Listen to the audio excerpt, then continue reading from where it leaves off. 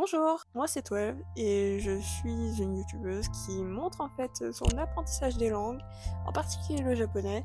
Et un jour, on m'a posé une question en commentaire en disant comment en fait on peut apprendre le français. Faut savoir un truc, c'est que je suis francophone déjà à la base, donc je parle déjà français à la base. Et donc, comme je voulais pas décevoir cette personne et peut-être d'autres personnes qui veulent apprendre le français, je me suis quand même posé la question en se disant quelles ressources il peut y avoir pour les étrangers qui veulent apprendre le français. Et donc j'en ai trouvé quelques-unes, je les ai notées ici sur mon ordinateur que vous ne voyez pas, il est en dessous mais il est là.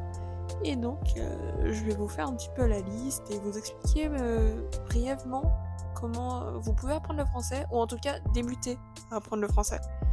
Parce que c'est une langue qui est très jolie, faut pas se mentir, elle est très jolie, mais qui est extrêmement chiante et compliquée. Désolée de vous décourager en me disant ça, mais quand nous-mêmes français on fait des fautes d'orthographe et de grammaire et de conjugaison alors qu'on est nous-mêmes natifs, on se pose des questions. Mais donc voilà, aujourd'hui je vais essayer de vous aider à vous emparer de ces bases, de ces clés. On va commencer la vidéo déjà.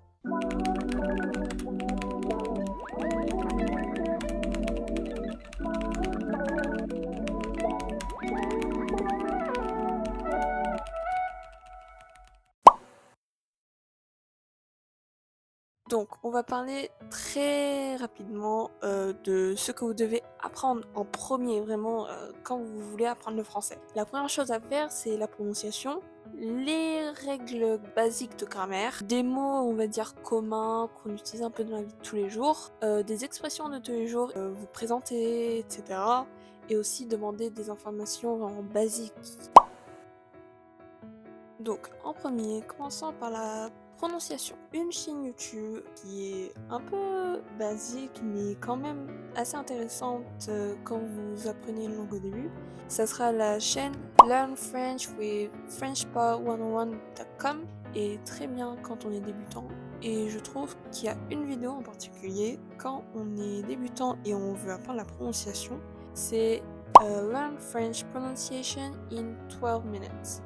12, tout est lié, j'ai l'impression, hein, c'est fou. C'est une vidéo assez courte en vrai, on peut voir ça. Et franchement, elle est pas trop mal, elle parle de tous les sons qu'on peut faire en français. Première recommandation sur ce point. Le deuxième point est la grammaire. Alors là, c'est normalement à vous de décider, entre guillemets, quelles ressources vous voulez. Personnellement, je trouve que la méthode Assimil est pas trop mal pour débuter et quand vous êtes autodidacte. Après, vous pouvez en trouver d'autres, etc. Mais je trouve que si vous travaillez en autodidacte, c'est la meilleure en soi. Moi, je compte m'acheter une méthode Assimil pour une autre langue. Je vous dis pas encore laquelle. C'est un secret, ça, c'est pour le futur. Je trouve que c'est une très bonne méthode, surtout que c'est juste 30 minutes genre par jour, donc ça va en termes de temps. Si vous avez une journée en plus super chargée et tout, c'est franchement parfait. Donc pour moi, c'est une des meilleures méthodes quand on est en autodidacte, qu'on n'a pas beaucoup de temps et qu'on veut quand même bosser et qu'on est courageux. La méthode Assimil fait de A1 à B2, si je me rappelle bien. Je vous mettrai le lien en description si j'arrive à le trouver. Si vous n'avez pas l'argent à ce moment-là, vous pouvez utiliser Apprendre le français gratuitement, Learn French Online for Free. C'est donc un site gratuit qui est pas trop mal pour les débutants. Je pense pas qu'il va jusqu'à B2 comparé à l'autre, mais il y a du vocabulaire, il y a de la grammaire, il y a vraiment de tout sur ce site. J'essaierai de mettre un screen ou quelque chose comme ça. Ensuite, pour pratiquer, parce que c'est bien beau les leçons, etc. Mais si on n'a pas d'exercice, comment vous faites? Si vous n'avez pas de personnes à qui parler, par exemple. Il y a le site françaisfacile.fr qui est très bien pour juste travailler les points de grammaire demandés, etc. Un conseil que je donnerais, c'est surtout sur la conjugaison, qui est conjugaison, grammaire, bon, voilà. Le français a une conjugaison et une grammaire extrêmement compliquées. Donc, s'il vous plaît, travaillez de ouf dessus. C'est pour ça que j'ai décidé, par exemple ici, Reverso. C'est très bien pour avoir au moins les conjugaisons, les apprendre, etc. Être sûr, en tout cas, des temps, etc. Sachant qu'en français, on a au moins 8 ans. Je pense que juste avec ça, c'est pas mal déjà pour apprendre le français. Ensuite, continuons avec le vocabulaire. Le vocabulaire, vous allez le trouver de plusieurs façons. Vous allez le trouver dans vos manuels, vous allez le trouver dans des livres, vous le trouverez aussi du vocabulaire dans des articles de journaux par exemple, dans la musique, des vidéos. Si vous regardez des vidéos YouTube par exemple, vous pourrez marquer, noter du vocabulaire, aussi de la grammaire par la même occasion. Pour la musique, faites une playlist par exemple sur Spotify ou Deezer ou je ne sais quoi, avec des chansons que vous aimez. Ou sinon, j'ai fait une playlist de musique française. Il y a de tout. Il y a du rap, il y a de la vieille musique française. Donc si vous n'avez pas trop d'idées de quelle chanson française il y a, je vous ai mis une playlist dans la description. Vous avez juste à cliquer dessus, vous aurez plein de chansons, vous avez au moins 2 heures de musique. Une autre application qui est très bien pour le vocabulaire, que moi j'utilise pour le japonais en particulier, c'est Anki. Donc vous avez juste à télécharger des decks et vous aurez du vocabulaire, même des mots basiques.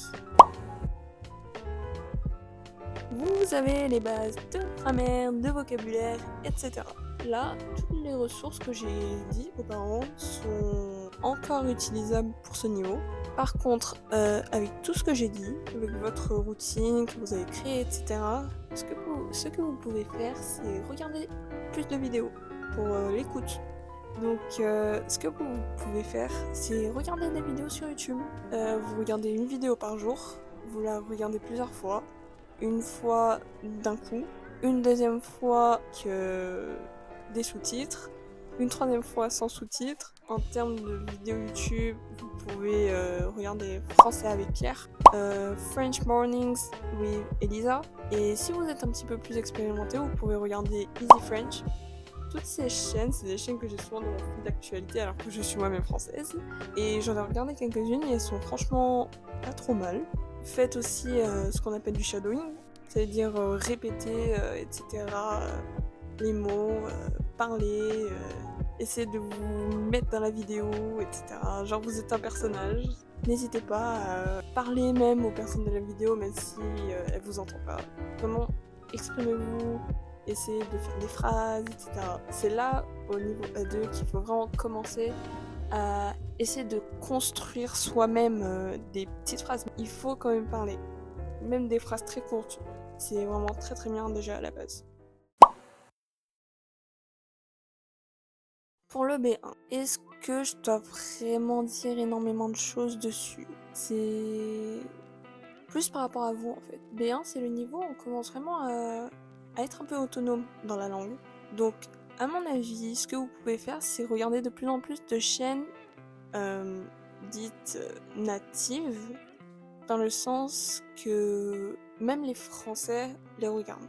Peut-être des dessins animés, des chaînes d'animation. Vous pouvez regarder plein de thèmes, que ça soit du sport, que ça soit des vlogs d'étudiants, sur la musique, enfin des choses qui vous intéressent vraiment.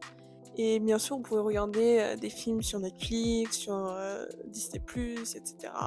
Et c'est encore mieux si vous regardez des séries ou des films que vous avez déjà vus donc dans votre langue d'origine et que vous les mettez en français après, parce que vous connaîtrez toute l'histoire déjà et vous ferez tilt un peu dans votre tête en mode ah ok, ça veut dire ça veut dire ça, ok. Vous comprenez ou pas? Cette partie qui va commencer vraiment à vous aider à forger vraiment une mémoire et un cerveau entre guillemets en français. Sur ça, Essayez de le faire même une seule fois par jour, etc. Comme en A2, ce que je vous ai dit, en mode une vidéo par jour et vous répétez, etc., etc. Vous faites du shadowing, etc., etc. Encore et encore, il n'y a que ça, c'est du bourrage de crâne. Le français, c'est du bourrage de crâne, il faut apprendre par cœur. Parce que c'est une langue qui a beaucoup d'exceptions, comme je vous ai dit. Rabâcher, hein. On peut rien faire d'autre, les amis, hein.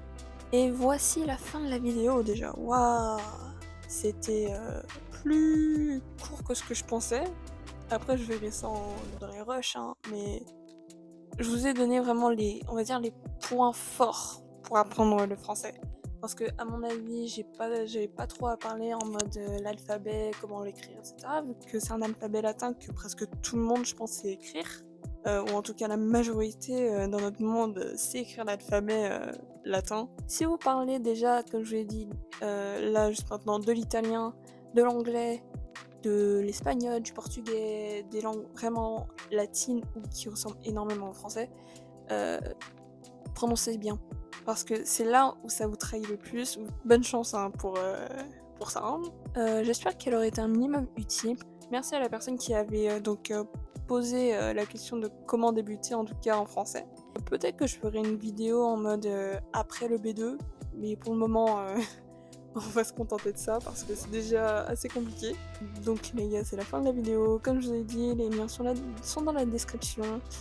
On se revoit pour une prochaine vidéo et puis ciao ciao, bye.